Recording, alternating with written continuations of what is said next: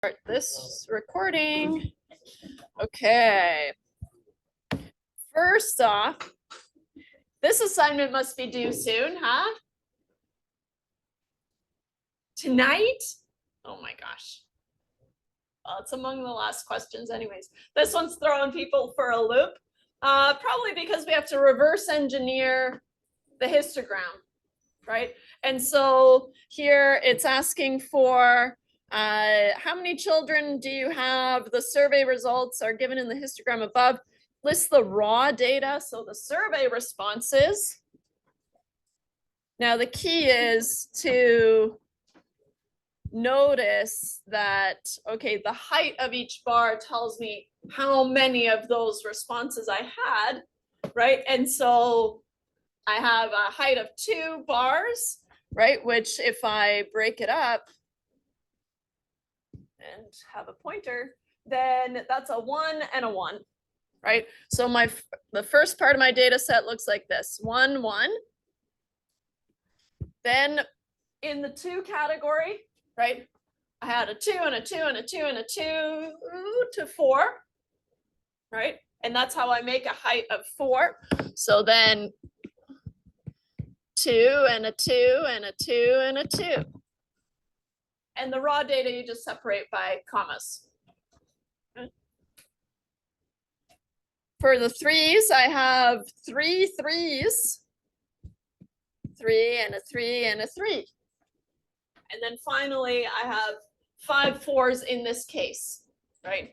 I can't remember if it's randomized or whatever, but this is the version that I have. It might be randomized. It might not be.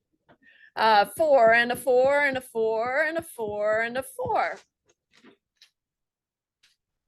And then I have the entire data set that made this histogram. Once you see it, it's kind of like, oh, so close. Maybe. Yeah. Also be able to show us how to do the next one. The next one. Yeah. Okay. Question 9. Okay. So for this one, again, it might be randomized. I'll take a screenshot again here.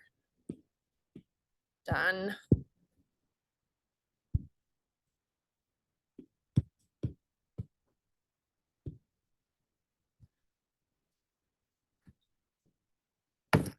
So again, we've got information on how many children do you have.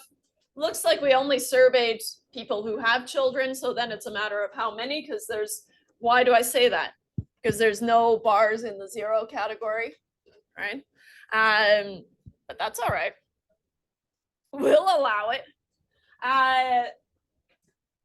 If we have the histogram, then I want the relative frequency of people who have 4 children. So we can find the frequency, right? The frequency of those who have 4 children is 3. Oops. Let's do, right? I can find the frequency, but it's not going to like that, probably, right? I tried that. No. Why? Because what's the relative frequency? What's 3 relative to everyone that I already surveyed? So 3 over 5 plus 4, bless you, plus 2 plus 3. So the relative frequency is going to be 3 over 5 plus 4 plus 2 plus 3. And hopefully it likes that better. Right. It's just that key relative frequency as opposed to just the frequency, right? And I think of it as relative to the entire data set. Did that help? Yes. Okay, nice. Any other questions? 13. Let's see here, where is it? 12, 13. Oh, Some. it's just some, I know. It's those easy ones that you tend to overthink. No, it can't just be the word some. It is. I know. You want it to be harder. And then for the you have to find the standard deviation. Just remember that you divide by n minus 1 and not just n, and that'll do ya. There, breezy. For me. I know, rude. Okay. How about some review? That was review, but like way back. Throwback. We introduced, well, we finished categorical data. There wasn't really much to say. If I do say so myself, I made a beautiful lab for this week. Took forever, but I did it. So we'll see some more categorical data in the lab this week, but we started probability, right? And so we started chapter 3, which is so many colons here, probability. What were some key things that we introduced? We said, move this out of the way, / probably sit down eventually. We said, okay, any probability I can denote with probability notation. P of A is just a generic probability of some event A, okay? And what we said was, as a rule, probabilities must be between 0 and 1. That's going to be super important to just always keep in mind, right? So probabilities must be between 0 and 1. I'll try to squeeze it onto one line there. Another thing that we introduced, well, there were a lot of things that we introduced, but we didn't use this notation probably. But if we use S for the sample space, well, okay, first all right, rein it in, Emily. If we let S be the sample space, what's the sample space? It's the list of all possible outcomes. Technically the set, but I'm trying to avoid it. The list of all possible outcomes. Fine. List doesn't work. You can think of it as a list. But it's the set of all possible outcomes. Now, if I'm thinking about the all possible outcomes, then the probability of something happening from the possible outcomes has to be 1, right? And so we use that rule as well, where we say, okay, the probability of the sample space must be 1. Okay. We applied that to probability distributions, right? We said, okay, if I list all the possible outcomes, which are disjoint, oh boy, how much of last week do we have to recap? Disjoint meaning they can never happen at the same time, right? One or the other happens. Okay, and so a probability distribution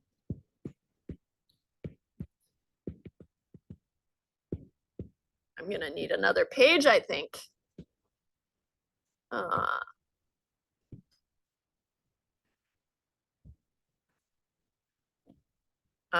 Probability distribution lists all the possible outcomes, and they have to be disjoint. Lists all possible outcomes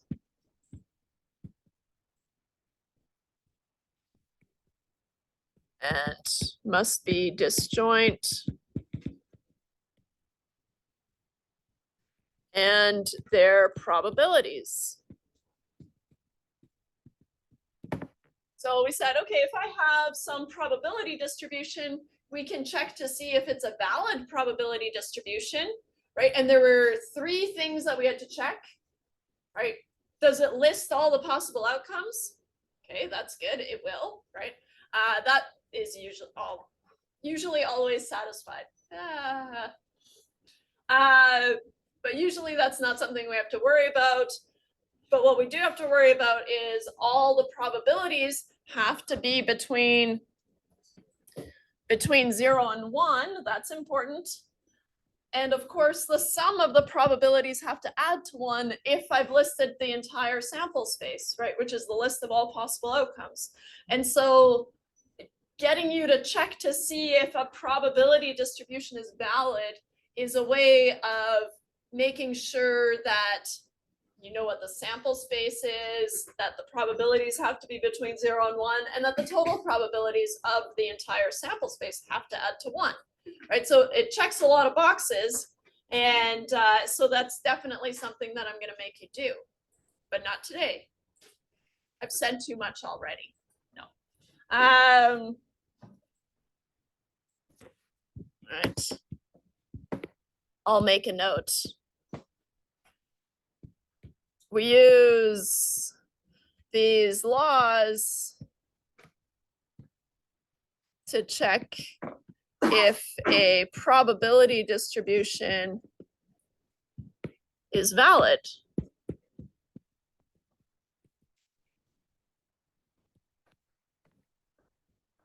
So that's how we apply this stuff. Not only, but nice package deal.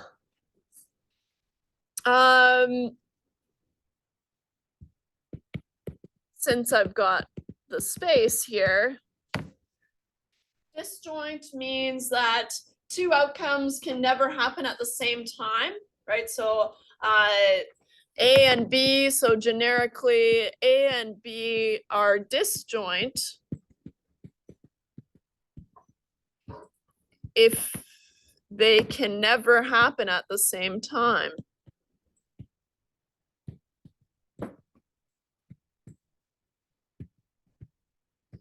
What does that mean in terms of the probability? It means that the probability of A and B must be 0, right? If we visualize it, right, you would have a Venn diagram that looks like this. Right? Those are all showing disjoint events. Or somewhere on my face. We also introduced the probability of A or B, and we relied on that deck of cards, which we had an image of, right? The probability of A or B is, okay, I can take the probability of A, I can take the probability of B, but what happens is I've double counted the overlap, right? Which is going to be the probability of A and B. So in general, what we do is we say, okay, that's the same as the probability of A plus the probability of B minus the overlap probability of A and B.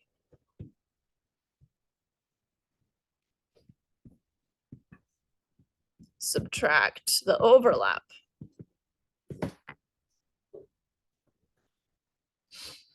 Given any one of these 4 items, you can solve for the third, right? Usually I ask you, what's the probability of A or B? Probability of a red card or a king from a deck of cards, obviously. Well, I can find the probability of a red card, 26/52, and the probability of a king, 4/52, but there are 2 red kings that I've double counted, so then I need to subtract that overlap. You can also find the probability of A and B, right? Just given any 4 of these, or sorry, given any 3 of these values, we can solve for the 4th.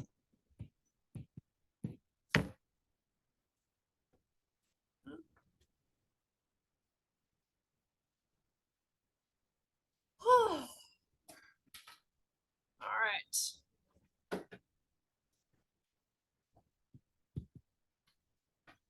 Turns out we did a lot last day. And I think we did some more, but I think that's good. That's like a previously in probability. Nothing but the hits.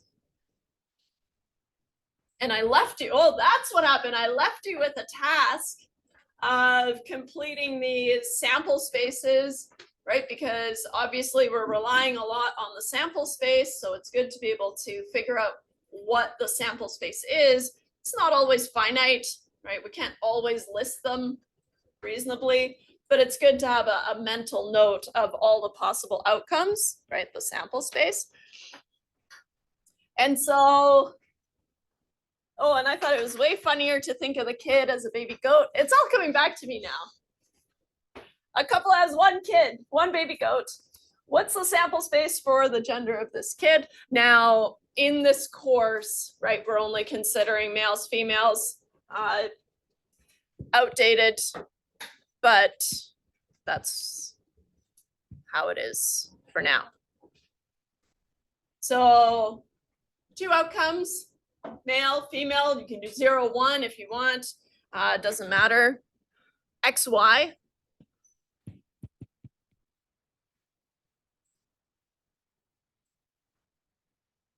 List of all possible, or the set of all possible outcomes. The set is just why we do the curly brackets. As long as you just do them, you don't have to worry too much about set theory, but okay. So then in that case, S, the sample space, is the set of N and F. Now, what if they have 2 kids? 2 baby goats? Then we can have how many combinations? 4, right? I can have a male and a male, a male and a female and a male. Those are different, right? First kid, second kid, and then female and a female, right? And so order matters here. So in that case, I can have MM, MF, FM. Oops.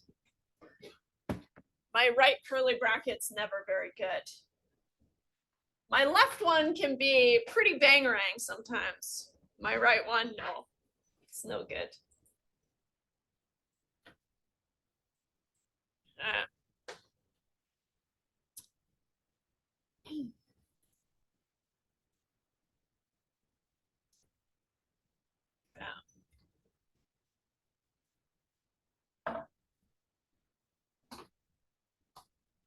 Complementary events are 2 mutually exclusive or disjoint events, meaning they can never happen at the same time, right? Whose probabilities add up to 1, right?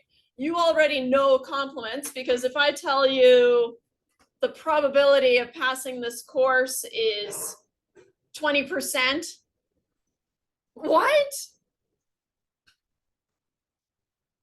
Means the probability of failing is what? 80%? That's rude, right? But you have to use something jarring, so you know how to do it, right? And so those are complementary events, because those are, if I break up the set of outcomes, you either pass or you fail, right? And so now if I add up those probabilities, they have to add to 1. So we mentally, or kind of intuitively, let's say, we already know complements, right? And so they have to add to, the probability adds to 1. Okay. For example, if you have just one child, one kid, one baby goat, and if I tell you it's not a boy, well, given the list of possible outcomes, you know that, okay, then it's a female, right? Boy and girl are complementary outcomes. What if we extend it to the two kids, right? If we know that they are not both girls, right? And we're gonna emphasize this not, because the complement, I'm gonna read it as not usually. So what are the possible combinations for these kids? Now, I should use the same color. Eek. We listed all the possible outcomes.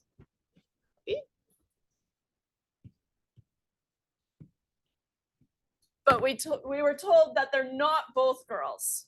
Okay, so here, this one's out.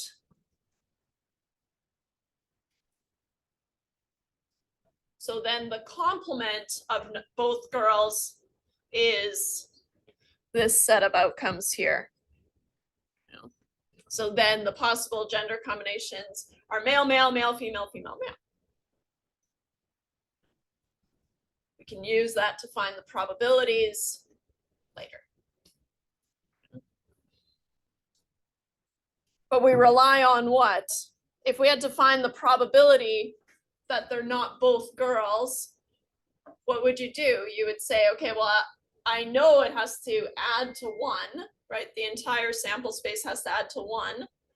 And if I knew the probability of a female, right, then I could do what?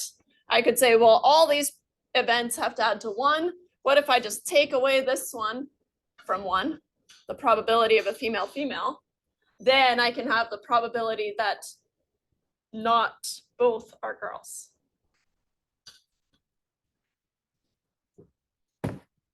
In terms of the probability, I feel like I should introduce it here. I think she's got it somewhere else, but the probability of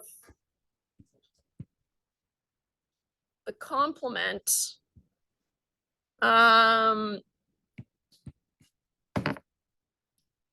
sometimes I'll just use a little tick for the complement. That's lazy. But here, this is the complement of A. So it's everything not in A.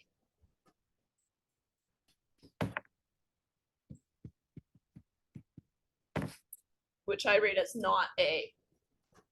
Because complement is long. Less. So then the probability of the complement of A, what we said is going to have to be 1 minus the probability of A, right? Just relying on the fact that A and the complement of A have to make up the entire sample space, and then the entire sample space has to have a probability of 1. So I can take away the part that I don't want and be left with the part that I do. Bless you. Okay.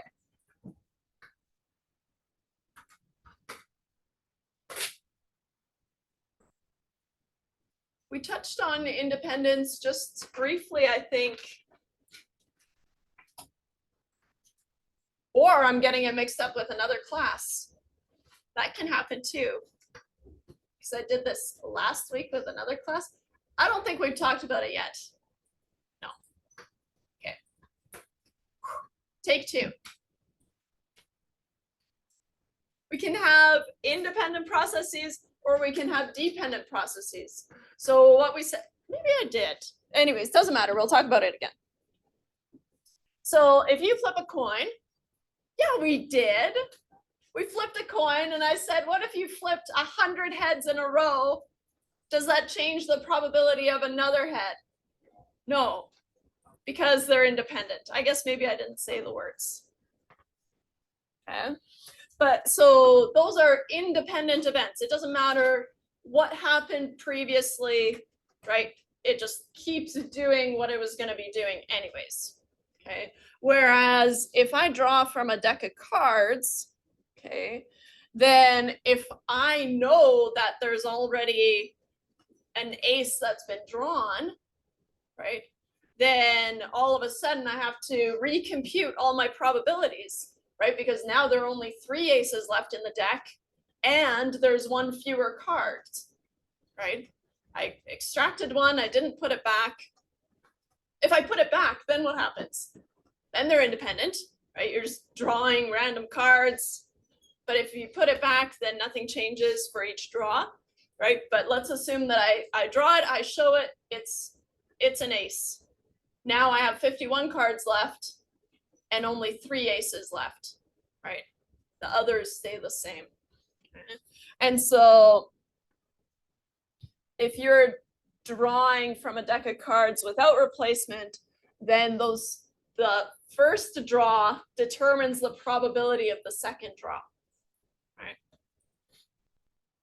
And that's what it means to be dependent. Where does it?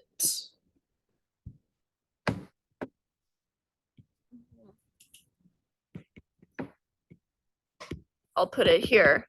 Dependent. The outcome of the first event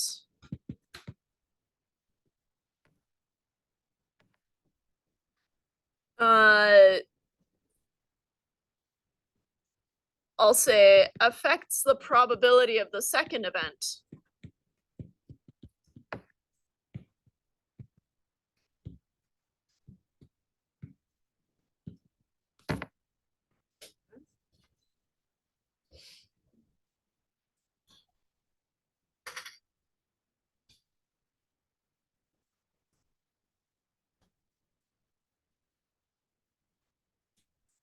Keep it on a little bit.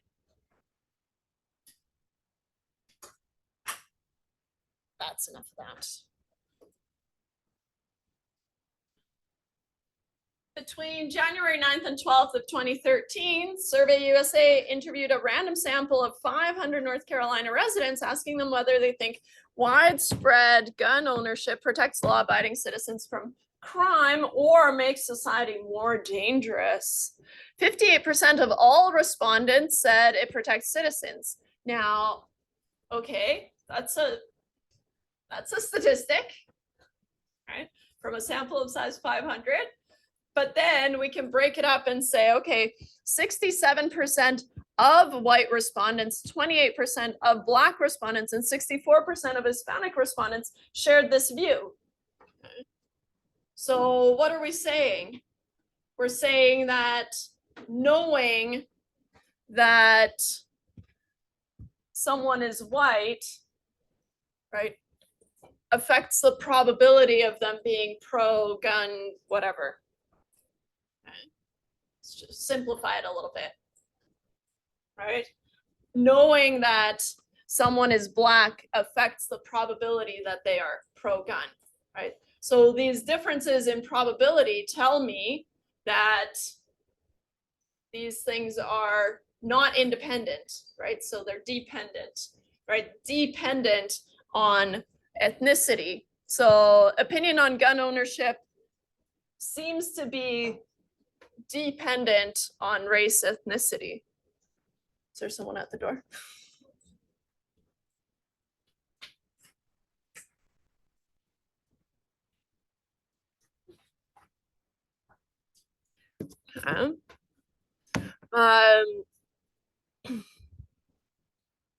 Even if we hadn't talked our way through that, what are some of the reasons why it's not the other options, right?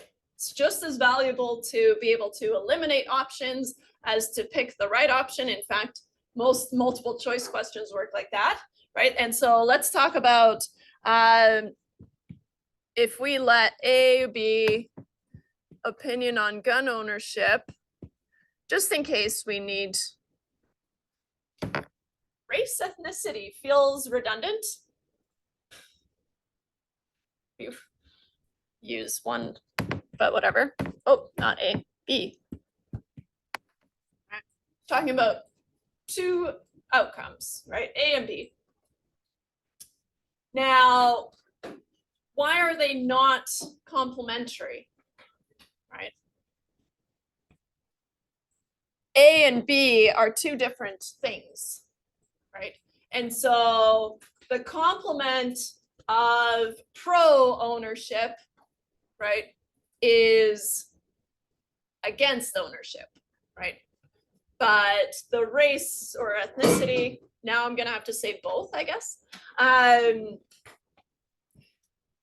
Ethnicity, right? You can have an ethnicity and have an opinion on gun ownership. In fact, they all do. Oh,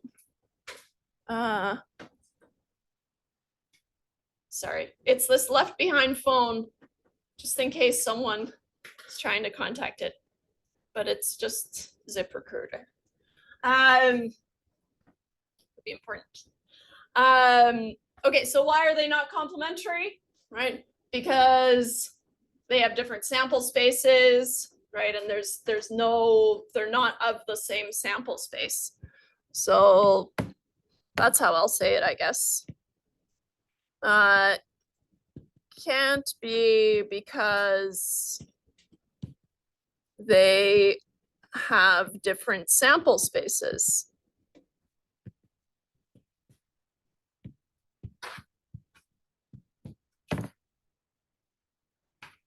Can they be mutually exclusive? No, because they happen at the same time, right? No, because they happen at the same time.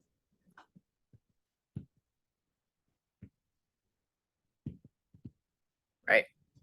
You have some race and you have some opinion, and the two are allowed to overlap, and that's fine. Are they independent? Just looking at these values, right? Overall 58%, but then within the ethnicities, it was quite split, right? So if you had to follow your gut here, you would probably say, no, they don't look like they're independent because I've got these fluctuating percentages within the ethnicities, right? So no, since the percentages vary within ethnicities, which means that I'm going to go for them being dependent. If I decided they're not independent, then they're dependent. But also, why isn't it disjoint? Disjoint is just another way of saying mutually exclusive, right? So here, disjoint is mutually exclusive.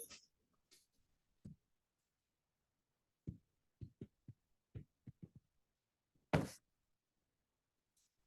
we already talked about that. There's a longer explanation on the next slide.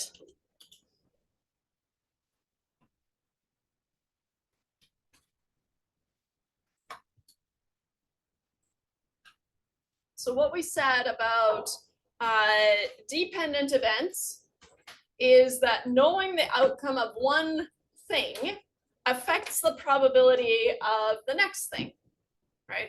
And so how we're going to phrase that in terms of our notation is this word given.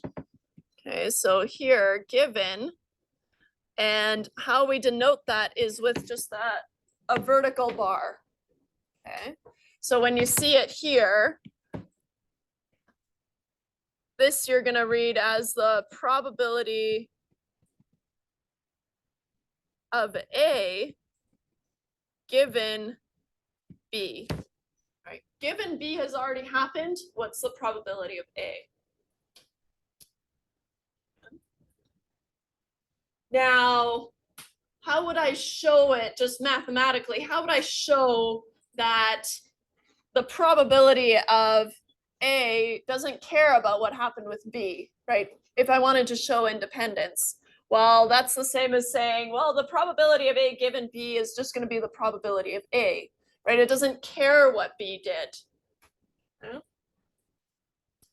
And so that's how we show that A and B are independent. Okay? It's also true if they're independent. So there's two ways that we can come at a problem about independence, right? I can say these two things are independent, and then what does that trigger? That says that, okay, then I don't need to deal with this conditional probability, as it's called, the probability of A given B, because if I'm told that they're independent, I can just use the probability of A, and that's fine, right? Or what's the other way that I could come at it? So first way was, okay, I tell you they're independent, then you know that this rule is true. Or I could say, are they independent given these probabilities, right? What would have to be true if they were independent? Well, they'd have to be the same, right? The probability of flipping heads, given that I've flipped 100 heads, is 0.5, right? Which is the probability of just flipping a head, right? So for example,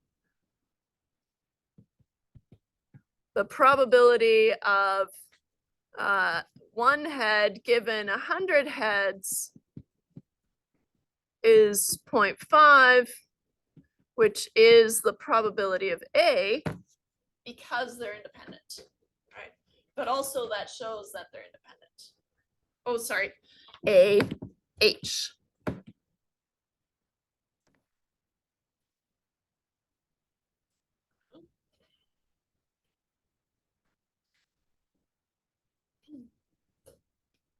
So we were given the probability that the opinion was that it protects the citizens was 58% or 0.58.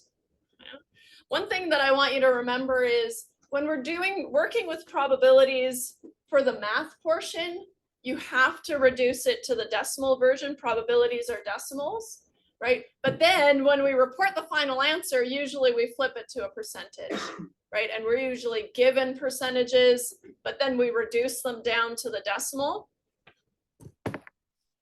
Yeah. Probabilities must be between what? 0 and 1. And definitely for the math portion.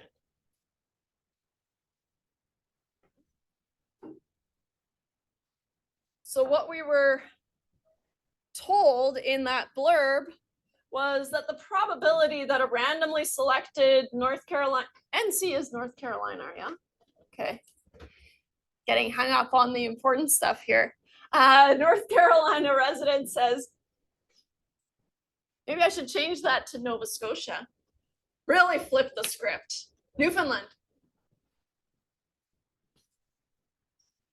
North Carolina resident says gun ownership protects citizens given that the resident is white. So here we're told that that this person is white, which changes the probability that they think it's protecting citizens, right? And it changes it to 0.67, right? The overall probability, the probability that it protects citizens, or that's the opinion, is 0.58, right? Telling me that they're not independent, right? Because they would have to be the same, right? Which is where we arrived at just intuitively, right? There's kind of fluctuations within the ethnicities, so that told me, but in terms of probabilities, right, it's because they're not the same. So here I'll do this, which does not equal 0.58, which is the probability that it protects citizens, therefore not independent.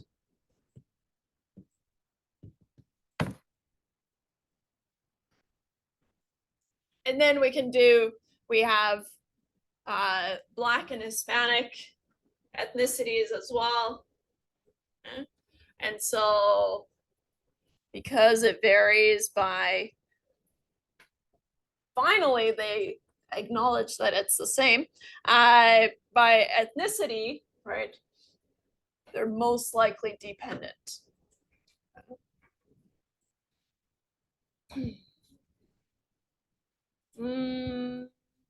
Okay.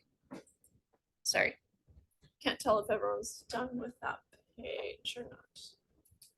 Moving on. It is the page I wanted it to be next, so phew.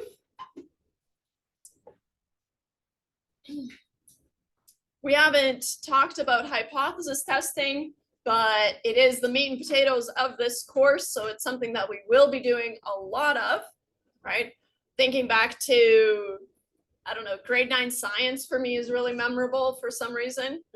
I have a hypothesis, and you go out and you quote unquote test that hypothesis, right? Hypothesis is this idea that you have that may be true, and then you go out and you do research or whatever, you collect a sample, and then you find evidence for or against that hypothesis.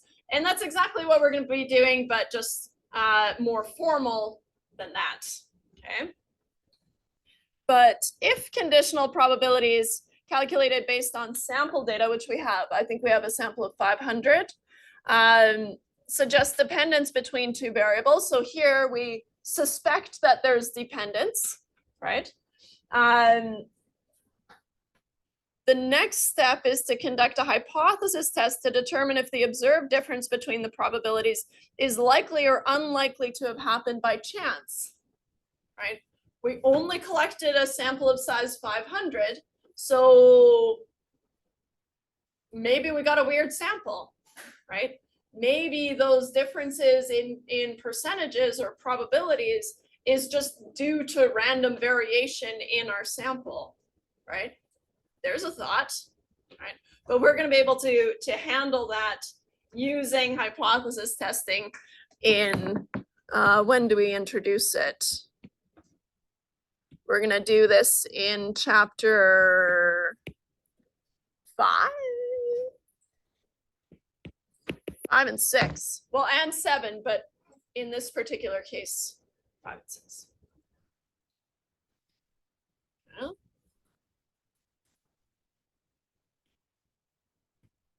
If the difference that we saw is large, right, within the groups, or across the groups rather, then there's stronger evidence that the difference is real.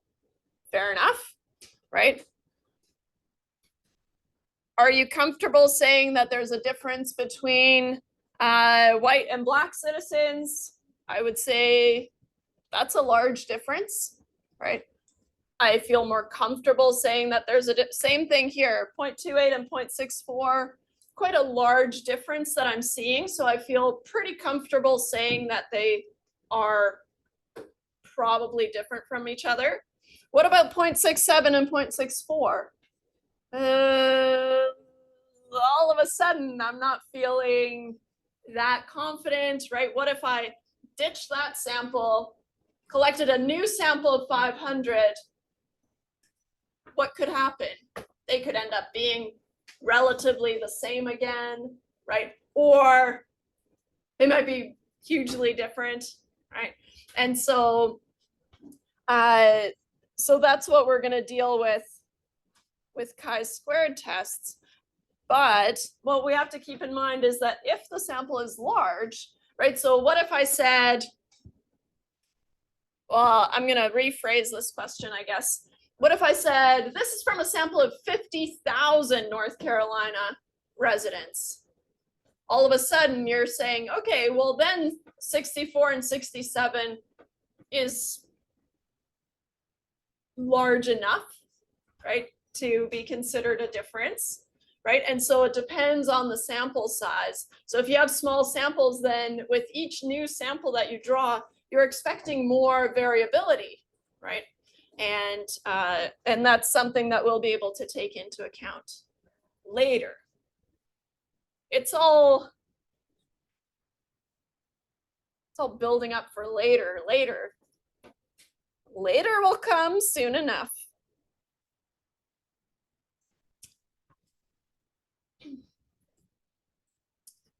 The product rule is something that we use quite a bit for calculating probabilities.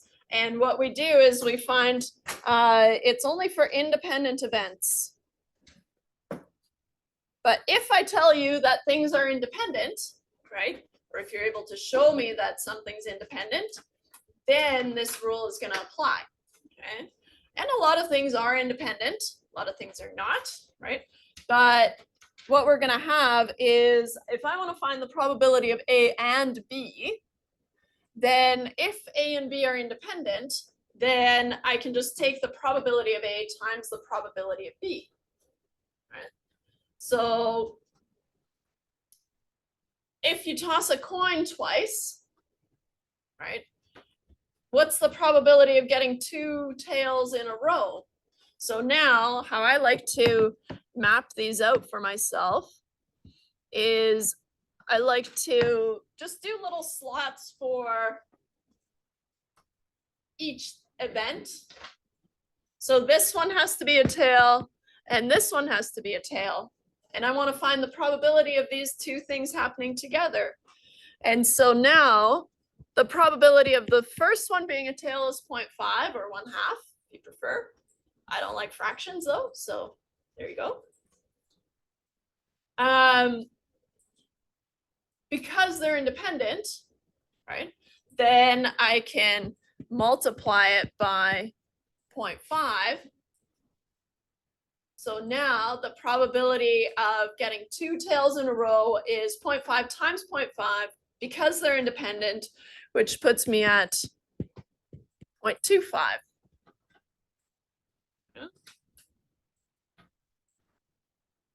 Notice what we're saying here is and a tail and a tail. Whenever you catch yourself saying and, you're multiplying. Whenever you catch yourself saying or, you're adding. Okay. So and is multiplication.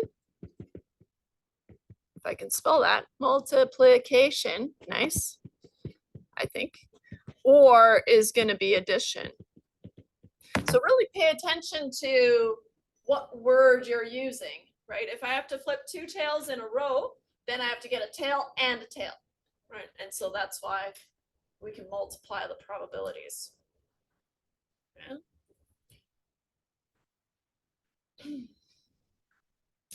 You can use these slots is how I was taught it. And I remember thinking, those don't make sense to me at all, right?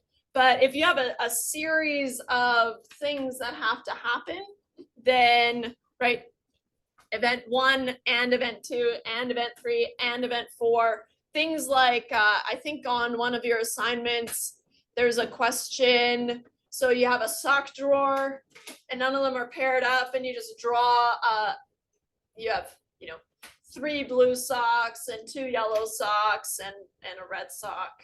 I don't know, whatever. Why are they all odd? Anyways, doesn't matter. You randomly select a black sock.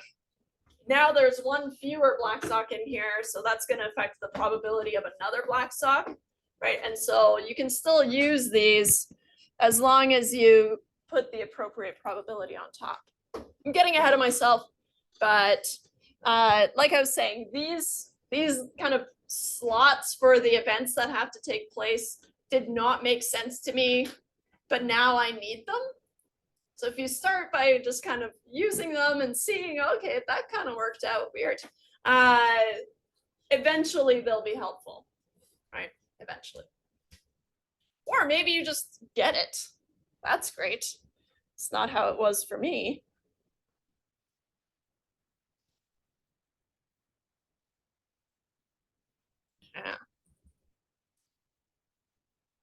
In a recent Gallup poll, it suggests that 25.5% of Texans do not have health insurance as of June 2012. Not so recent, I guess. Assuming that the uninsured rate stayed constant, what's the probability that two randomly selected Texans are both uninsured? Okay. So what we're told is the probability of being uninsured in Texas is 0.255. It reports it as a percentage, but we have to convert it to a decimal, right? So the probability, I'll just say U for uninsured. I should define it, but often if you use something that's kind of obvious, you don't have to, but here, let U be uninsured. Uninsured. Can't spell today. The probability of U then is 0.255.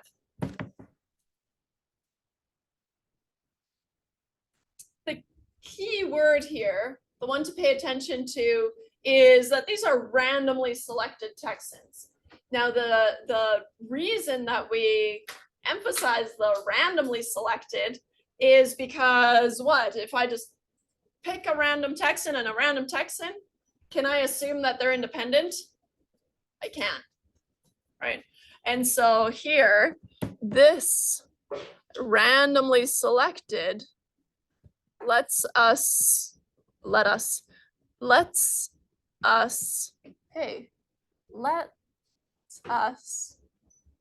it's like edited it. I edited it. Chirps me up every time. Lets us assume independence.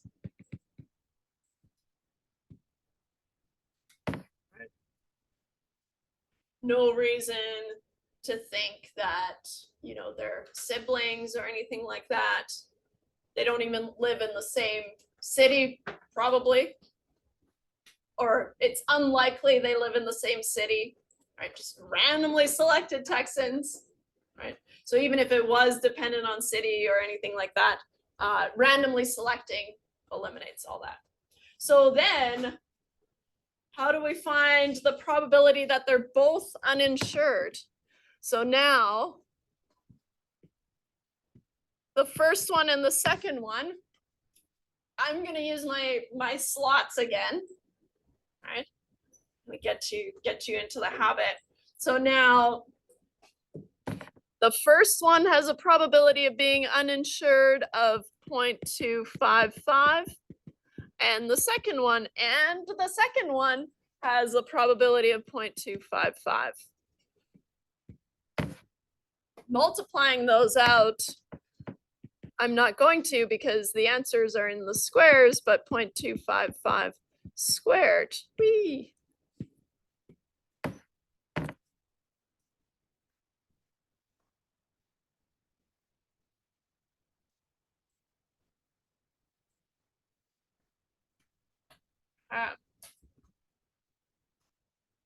Good.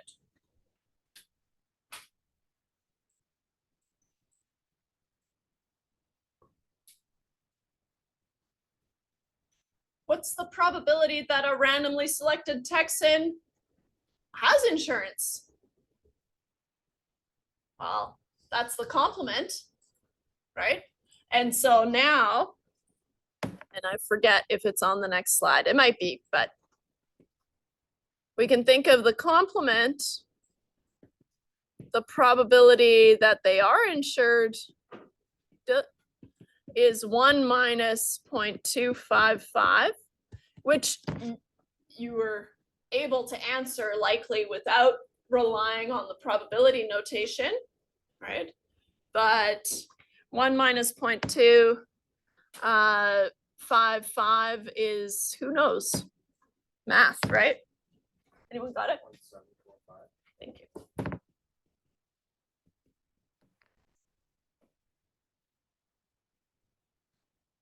Okay. Which is the complement of being uninsured, right? Relying on that total probability of 1.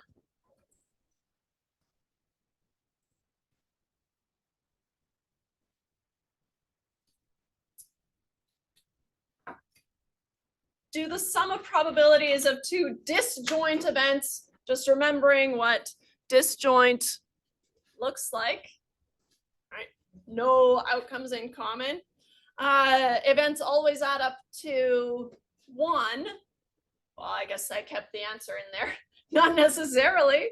There could be more than 2 events, right? In the sample space. So when would it be true? If there are only 2 events, right, in the sample space. Okay. Do the sum of probabilities of 2 complementary events always add up to 1? Yes, right? By definition of the complement, right, you have an event being uninsured, for example, and then the complement of that is not uninsured, which is insured. Right.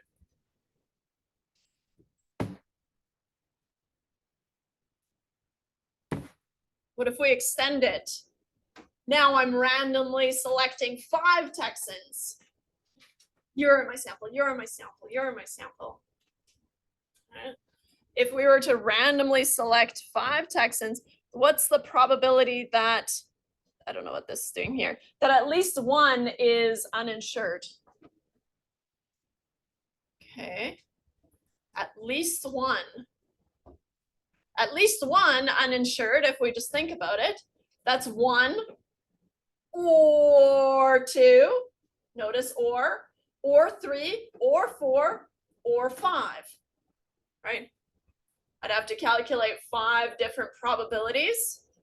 I could do that, right? And so the probability of at least 1 is the probability that 1 is, or the probability of 2, or the probability of 3, or the probability of 4, or the probability of 5, right? Noticing that here you're saying or.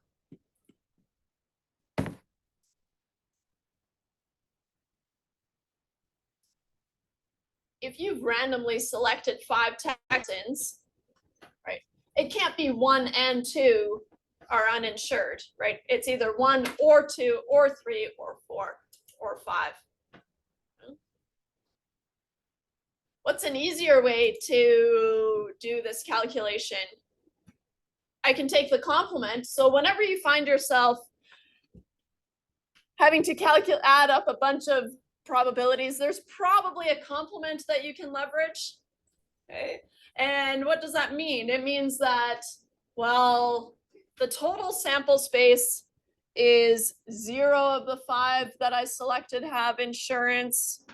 One of them does, 2 of them do, 3 of them do, 4 of them do, or 5 of them do, right? And so what can I do? Instead of adding up these probabilities, which I can do, how about I rely on the probability of the sample space as 1 and just take away the one I don't want, right? The probability that 0 of them have insurance.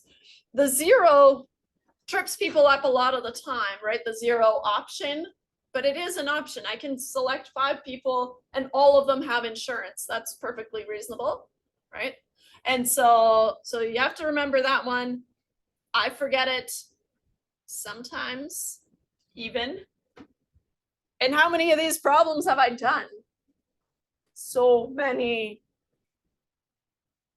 So it trips me up sometimes, but right, if you find yourself staring down the barrel of finding all these probabilities and adding them up, right, maybe think about, okay, can I flip it? Can I flip it to the complement? Because then what we can do is we can say, oh, it's probably on the next slide. It is. So I won't write it out. Right. Relying on the fact that the sample space has to add to 1, right? Then if I want to find the probability that at least 1 is uninsured, then I can say that's the same as 1 minus the probability that none of them are uninsured. Okay. We found the probability of being insured, right? Which is 1 minus the complement inside a complement. You guys watch that video? It's old now, but give me compliments. Anyways, it's pretty funny. It's a German guy. He's like walking down the street and he's like, give me compliments. But then when he gets a compliment, he doesn't know what to do. Anyways, it's worth looking up. But it's compliments spelled with an I, so still funny. Okay, so 1 minus 0.255. This is the probability of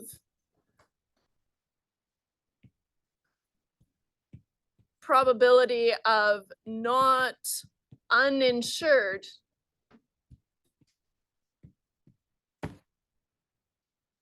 technically, which we happen to know just by language means insured, right? But this is the probability of the complement of U. We said let U be uninsured, which has some probability, then the complement of U is 0.745. Now, all 5 of those Texans have to be insured, right? For none of them to be uninsured. Words, right? So what can you do? What can you do?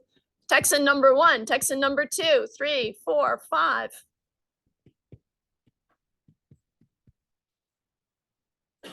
Has to be insured 0.745, and this one has to be insured, and this one, and the next one, and the next one,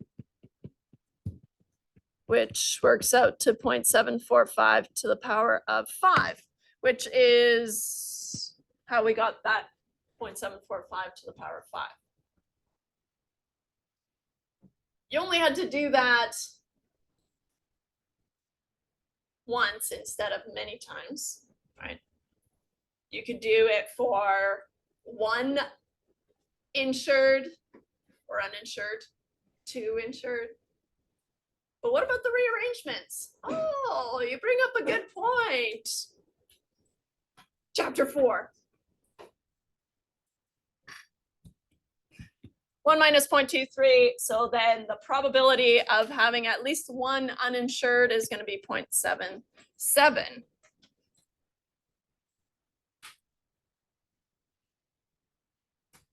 Can't tell. Got some time. Trying to remember.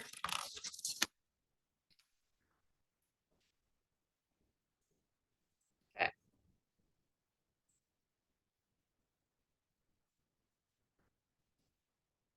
Roughly 20% of undergraduates at a university are vegetarian or vegan.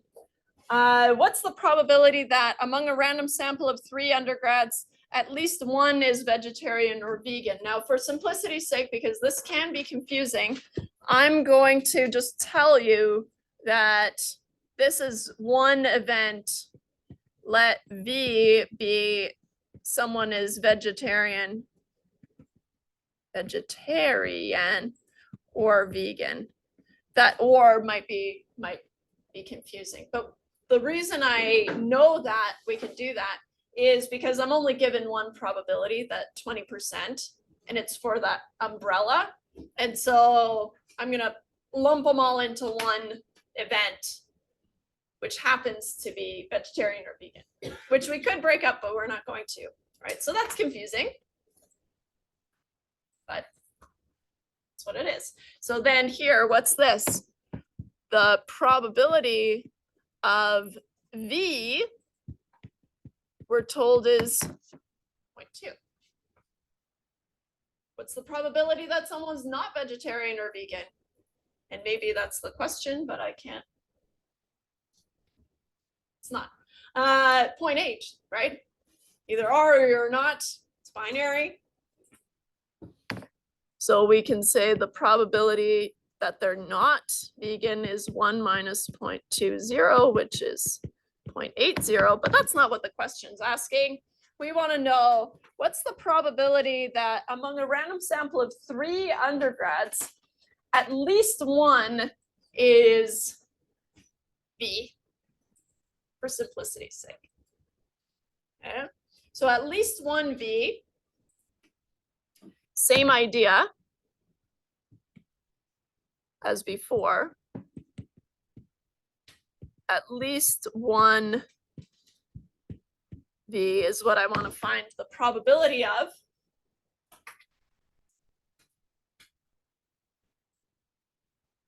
That's 1 or 2 or 3. Okay. Or 1 minus the probability of no V. So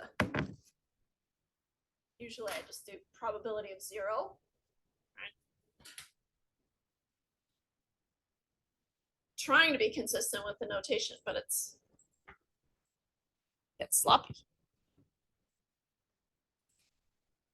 No vegetarians. Well, that's the complement of the yeah, let's just call it vegetarian. So that's going to be 1 minus 0.8, and all 3 of them, right, by that same logic, right, 0.8 and 0.8 and 0.8 for all 3. 1, 2, 3.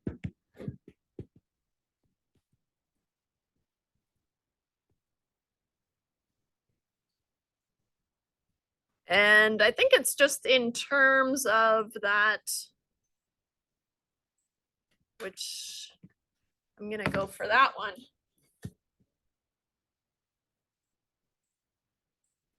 Which is a number, obviously. What sort of values are you expecting? Just in terms of kind of checking in with yourself. You're expecting values between 0 and 1. Right? If you're getting negative values or values larger than 1, you've done something wrong. Why?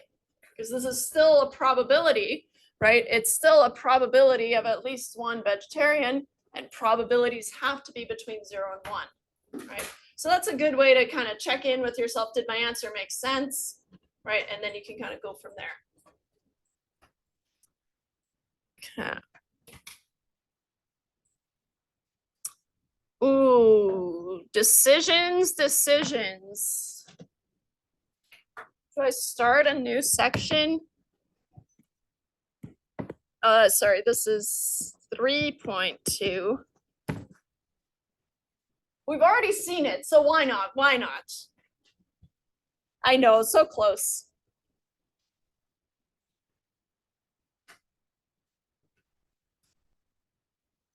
So when I skim these, we often talk about, okay, I give a treatment to some group and there's medications involved. And so I'm skimming this. And then I was reading them more closely in the office and I'm like, Steve, I think I'm going to have to talk about cocaine today.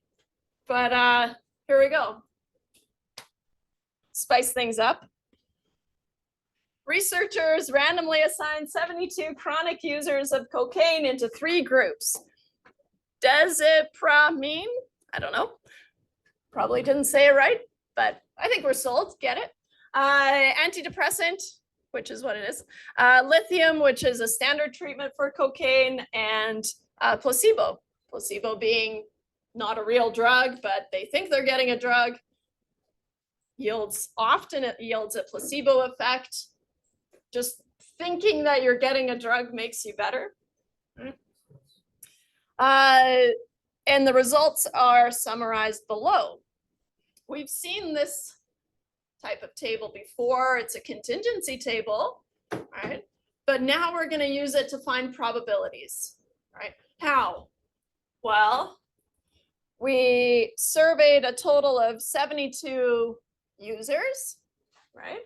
And then we split them up. It looks like we split them up into groups of 24, probably randomly assigned them to groups of desipramine, lithium, or the placebo. right? You're in this group, you're in this group, you're in this group. Okay. But we spread them out evenly. That's pretty typical. And then we sat back, relaxed, and watched them relapse or no relapse. How cruel, right? And so 10 of the 24 in the desipramine group relapsed, right? We can use that as a probability. Or 10 of the desipramine group relapsed out of the total of 72. Those probabilities are going to be different, right? And so we can grab probabilities from this table. For example, what's the probability that a patient relapsed, regardless of what group they were in, right? Then I'm here, right? And if I don't care, there's no mention of being in any group. So then the number that I want is the 48, right? 48 out of all the patients, right? 72. 48 out of 72. In terms of probability notation, right? I'm just going to write the probability of relapse is 48 out of 72. So far, so good, right? Okay.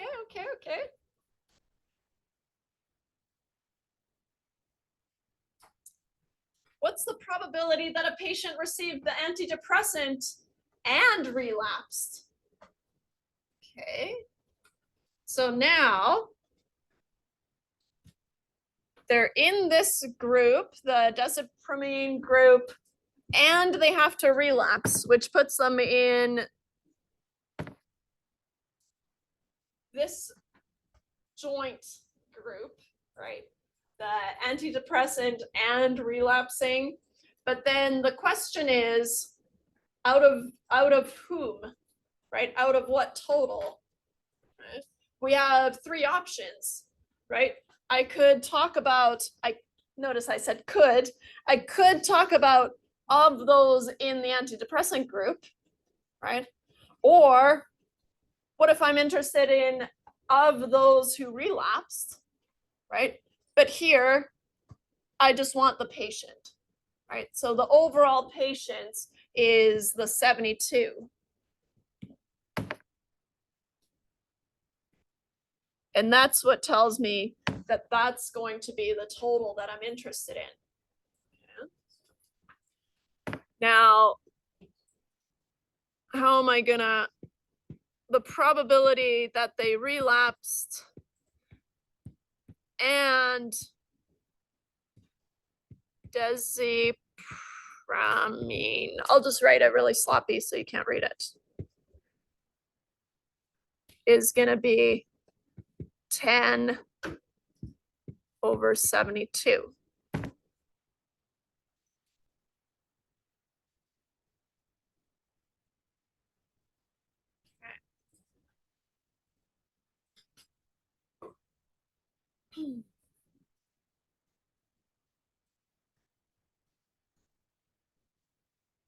This one got a little weird. Sorry about that.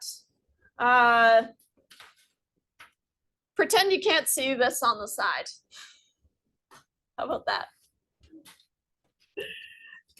Conditional probabilities, we've already seen conditional probabilities, right? When we talked about independence and dependence, but now we're going to have some notation for it. So the probability of A given B, right? We've already seen that here. This vertical bar we read as given. What does that mean? It means B happened, then the probability of A is this. Okay, let's just zoom in here. How you're going to break this up is you're going to say, okay, the probability of A and B, right, because they both had to happen, divided by the probability of B. Now, this is going to be on your formula sheet. Just realizing I meant to bring you some. It's time. It's time you get a formula sheet. Okay. Don't worry. Nothing but the hits on there. You're gonna love it. You need the overlap over the thing that happened, right? The probability that has already happened, right? The one that's given.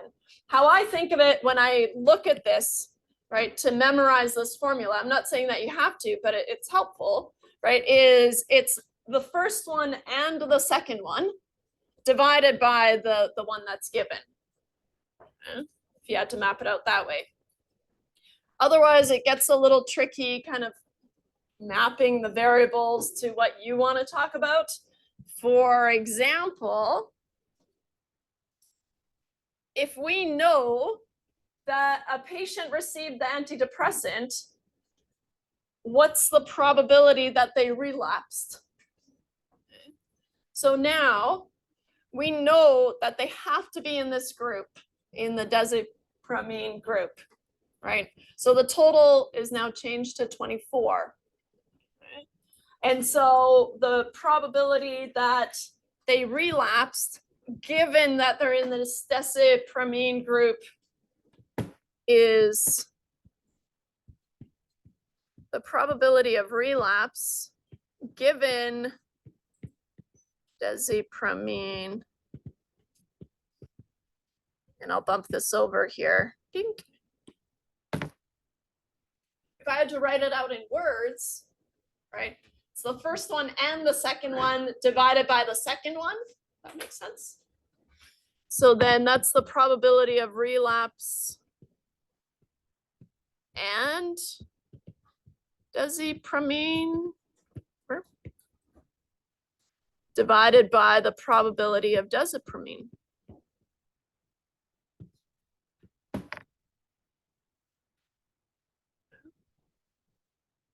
It's a little bit more complicated than we wanted it to be, right? Because what is this?